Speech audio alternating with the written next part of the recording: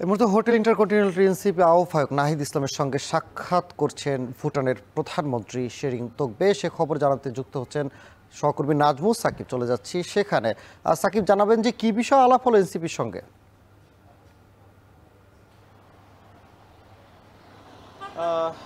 আপনার প্রথম কথা দিয়ে যদি শুরু করতে চাই যে সানি আজকে সকাল নাগাদ কিন্তু এনসিপির যিনি আহ্বায়ক নাহিদ ইসলাম তার সঙ্গে দেখা হয়েছে ভুটানের যিনি প্রধানমন্ত্রী শেরিং তোগবে, এবং সেখানে মূলত আলোচনা হয়েছে যে বর্তমান রাজনৈতিক পরিস্থিতি এবং আগামী যে নির্বাচন সেসব বিষয় নিয়ে কিন্তু মূলত এনসিপির যিনি নেতা তার সঙ্গে আলোচনা হয়েছে। এবং আমরা দেখেছি যে ঠিক কয়েক ঘন্টাখানেক আগে কিন্তু এনসিপির যিনি নেতা তিনি কিন্তু প্রবেশ করেছেন, এবং সেটা বলা যায় যে প্রায় 20 থেকে 30 মিনিটের একটি আলোচনা কিন্তু ছিল।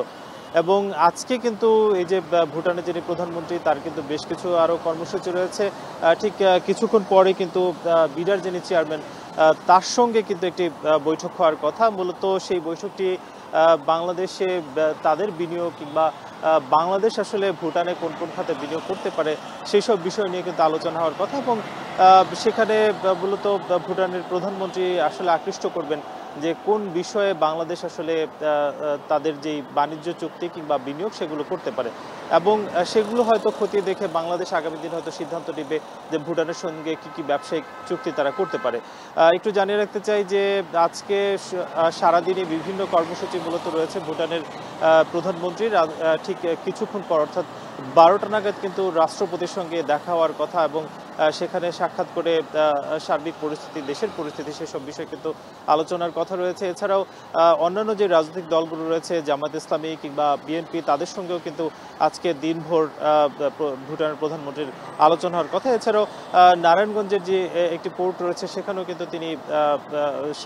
কিন্তু তিনি ভিজিটে যাবেন বলে আমরা জানতে পেরেছি। সব মিলিয়ে গতকালকে যে প্রধানমন্ত্রী শেরিং তোগবে বাংলাদেশে এসেছেন, গতকালকে আমরা দেখেছি যে প্রধান উপদেষ্টার সঙ্গে তিনি বৈঠক করেছেন, এবং সেখানে কিন্তু দুইটি সমঝোতা চুক্তি স্বাক্ষর হয়েছে। এবং সেই চুক্তির মধ্যে দেখা যাচ্ছে যে স্বাস্থ্য এবং ইন্টারনেট এই দুইটি বিষয় কিন্তু সেখানে স্বাক্ষর হয়েছে। এবং আজকে বিভিন্ন যে আলোচনা হবে সেগুলো হয়তো আমরা পরবর্তী সংবাদে আপনার মাধ্যমে জানিয়ে দিতে পারবো যে কি আলোচনা হলো এবং ভুটান এবং বাংলাদেশ কি চিন্তা করছে। এই ছিল ইন্টারকন্টিনেন্টাল থেকে সবশেষ সানি।